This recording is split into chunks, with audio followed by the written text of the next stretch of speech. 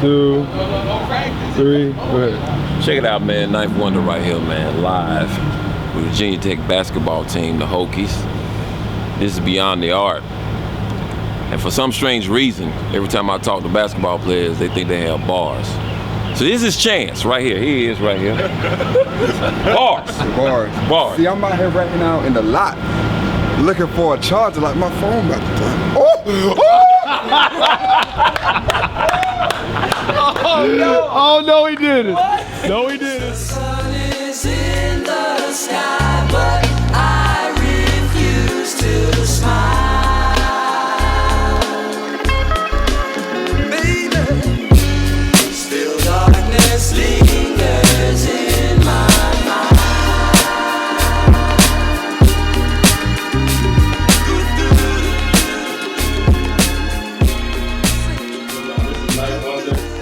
First name Patrick, last name Daphnet. That's how you say it? Yeah, you got it right. I can't believe it.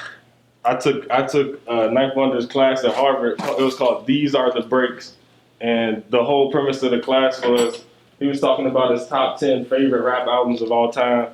And he kind of just went through every album and like how the album was made, the samples, everything like that. But I mean, he's worked with Kendrick Lamar recently, Beyonce, Destiny's Child, Drake, Jay-Z, the list goes on and on. So actually from Winston-Salem, was born there, went to NC Central, so North Carolina born and raised. So I always tell myself every time, watch the toes you step on because you never know the leg it's attached to.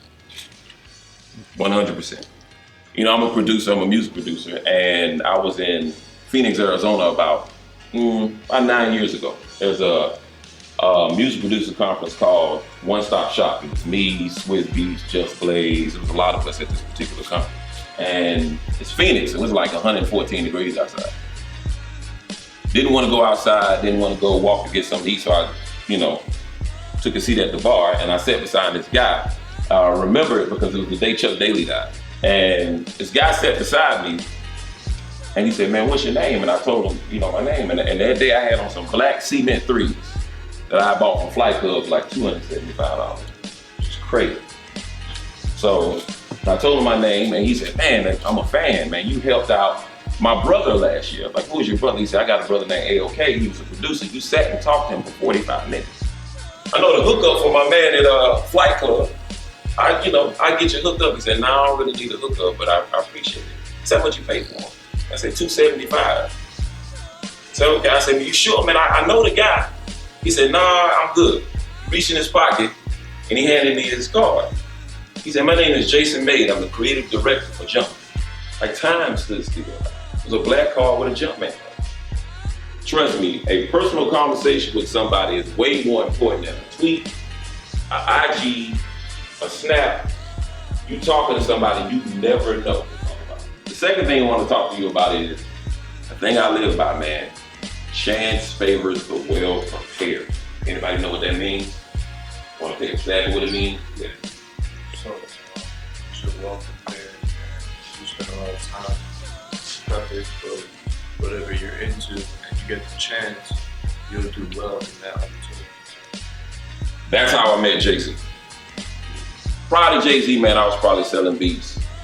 At that particular time, internet was slow. It's like 2002, 2003, so we were still mailing like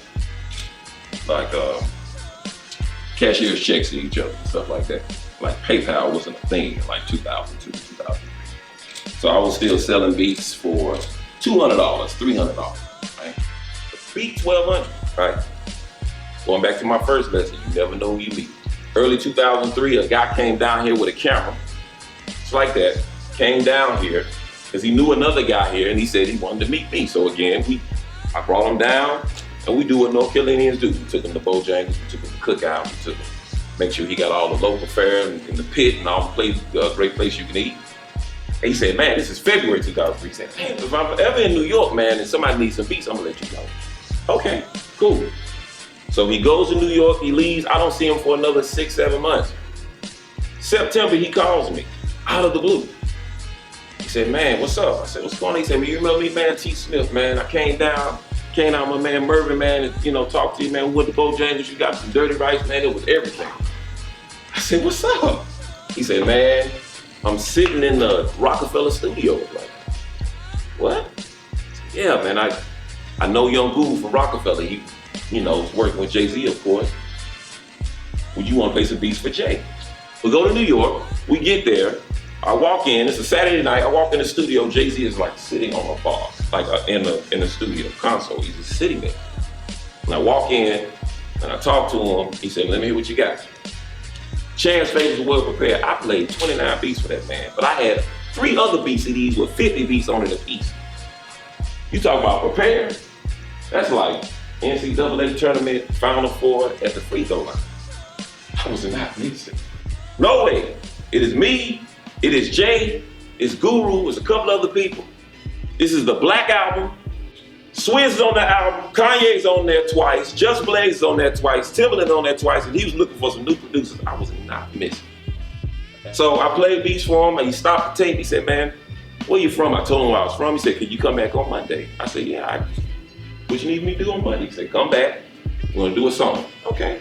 So I came back, that was a Saturday. I came back that Monday, and he said, he reached up, he grabbed the CD, and the CD had A Woman's Threat by R. Kelly, song by R. Kelly, A Woman's Threat, right? He's like, man, can you do something with this song? I said, yeah. He said, yeah, this is a song, I want you to use this song to sample it. I'll be back in about 30 minutes.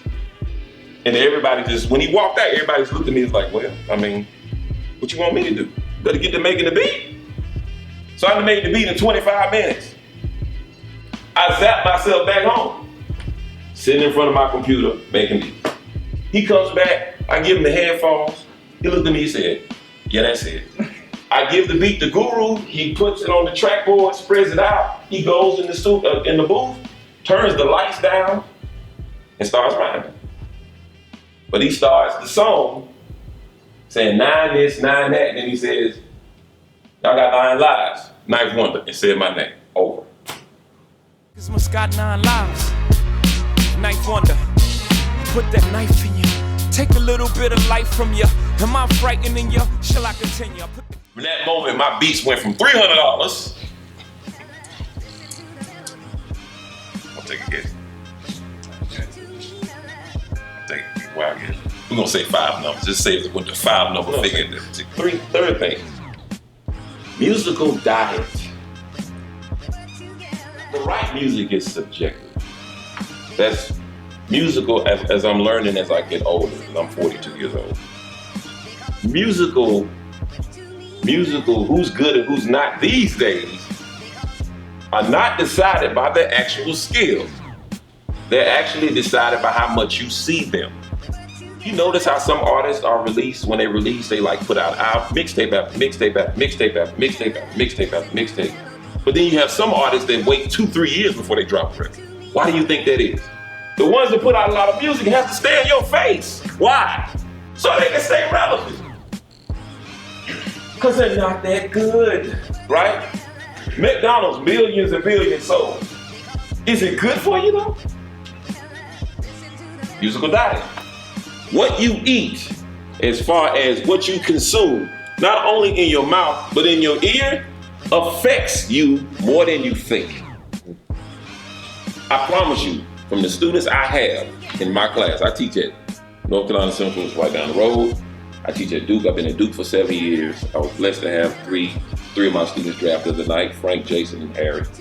I've taught at Harvard. I taught a week at UVA. I taught at Penn, UPenn for a semester. So I've seen not only different socio-economical situations, different colors, different creeds, different races. I've seen communication is everything. There's no IG conversation, there's no IG, Twitter, no tweet, no retweet is going to help you when you walk in front of somebody and they talk to you. You're going to have to be able to have a conversation back. That can make you or break you.